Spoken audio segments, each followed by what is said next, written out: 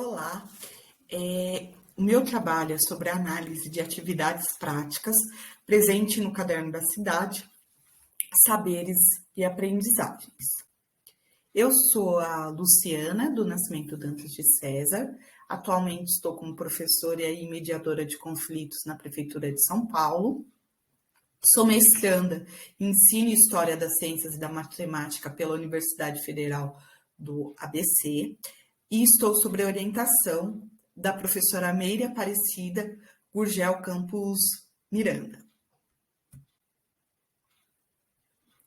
Então, para começar a falar sobre o trabalho, é importante trazer que os documentos oficiais a nível nacional, como, por exemplo, a Base Nacional Comum Curricular, a nível estadual e municipal, eles vão colocar que a disciplina de ciências precisa ter o processo investigativo como um elemento central, né? Então, a disciplina de ciências precisa trabalhar com a questão de problemas, do levantamento de hipóteses, da análise de dados, de representações, né? É importante que os alunos discutam e possam fazer a comunicação de suas ideias, né? E também propor intervenções, né? Então, são pontos considerados aí importantes.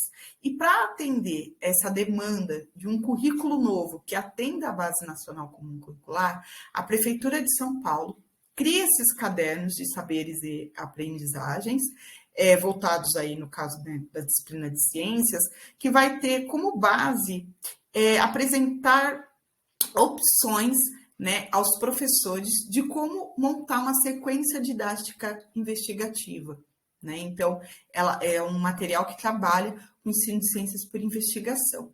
E aí, quando a gente pensa nas aulas práticas, né, relacionadas a essa questão da investigação, antigamente elas tinham o objetivo de formar cientistas, novos cientistas, né?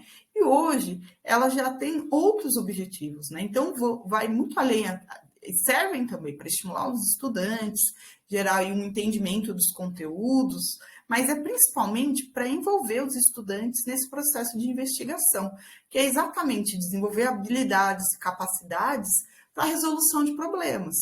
E aí, assim, a gente, a partir disso, tem a compreensão de conhecimentos científicos.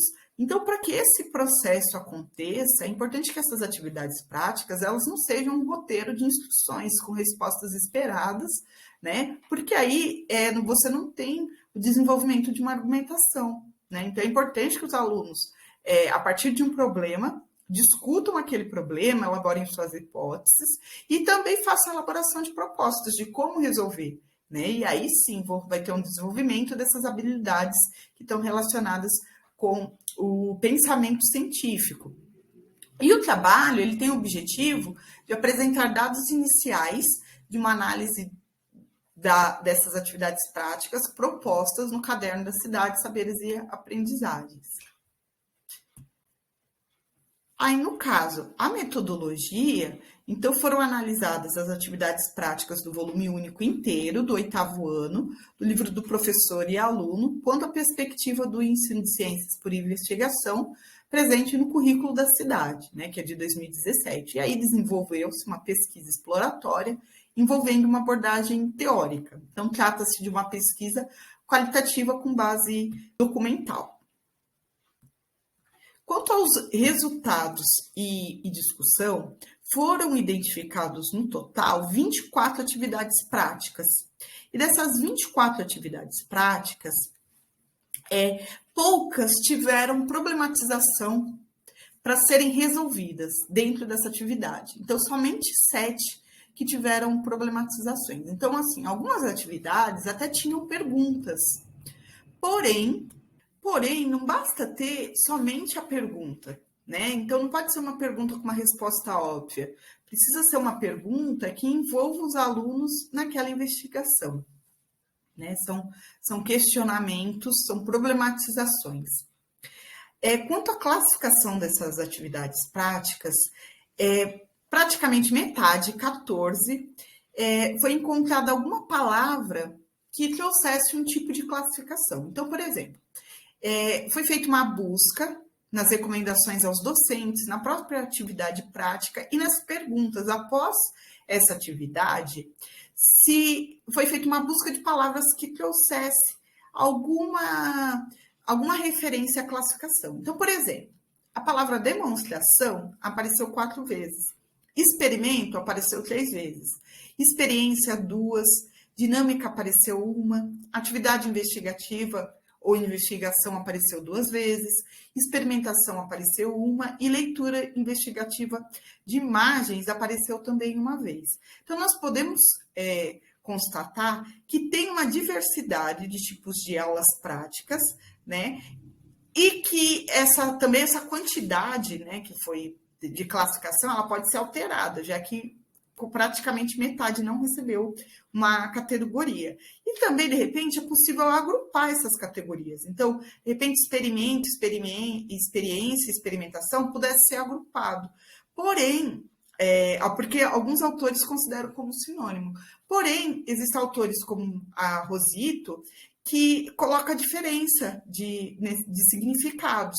Então, por exemplo, para a autora, experiência depende de um conjunto de vivência, enquanto o experimento ele vai estar mais relacionado com o teste, com verificar um fenômeno, colocar à prova, ou ensaio científico mesmo, destinado à verificação, né? Então, está relacionado o experimento ele está relacionado mais a teste, por isso que não foram agrupadas essas categorias, né? Quanto à distribuição das atividades práticas entre os eixos do conhecimento, teve uma predominância de atividades práticas relacionadas aos conteúdos pertencentes ao eixo matéria, energia e suas transformações, que são os conteúdos de física e de química, né? Seguido de vida, ambiente e saúde. E o eixo que teve a menor quantidade de atividades práticas desse material foi o eixo cosmo, espaço e tempo, que apresentou apenas 3 atividades, né? Então, a gente observa aí que essas atividades, elas não estão distribuídas de maneira igualitária entre os eixos, assim como os conteúdos também têm uma distribuição diferente, né? Porém, esses eixos, eles são trabalhados de maneira articulada e integrada, né? Como é definido como próprio currículo. Quando a gente pensa na facilidade de encontrar esses materiais, são materiais fáceis de serem encontrados. Então, tem muitos que já fazem parte, né, da escola, como tesoura, cola. Tem outros materiais também fáceis de encontrar, como bexiga, pote de vidro. E tem alguns, foram pouquíssimos os materiais que precisam ser encontrados no comércio mais especializado, como o teste de pH, o enxofre em pó e também o papel de tornassol azul. Aí, quanto à localização na sequência didática, por que é importante a gente falar dessa localização? É interessante que as atividades elas estejam no começo dessa sequência didática. Por quê?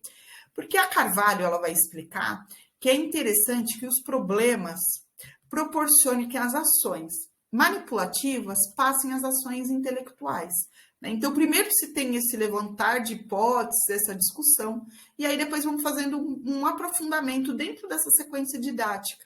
Né? Então, no material, a gente teve predominância de atividades práticas que estavam no início da sequência didática, né, que foram 13 das 24, enquanto tiveram 7 no meio e 4 no final. Né? Então, quanto à utilização de outros espaços da escola, o material também traz opções à utilização de outros espaços, como o pátio. Então, agora, a conclusão, né? Então, uma retomada. Então, os materiais são de fácil acesso, né, propostos para essas atividades práticas. A maior parte das atividades práticas estão no início da sequência didática, o que é um elemento importante, né, para o ensino de ciências por investigação. Existe uma preocupação em relação à prevenção de acidentes, só teve uma atividade que não tinha recomendação, que era com o uso de água quente. O material possui poucas atividades que apresentam inserção de problematizações, e a gente tem um predomínio aí de atividades práticas pertencentes ao eixo matéria, energia e suas transformações. E a maior parte dessas atividades práticas são do tipo de demonstração. É isso, obrigada.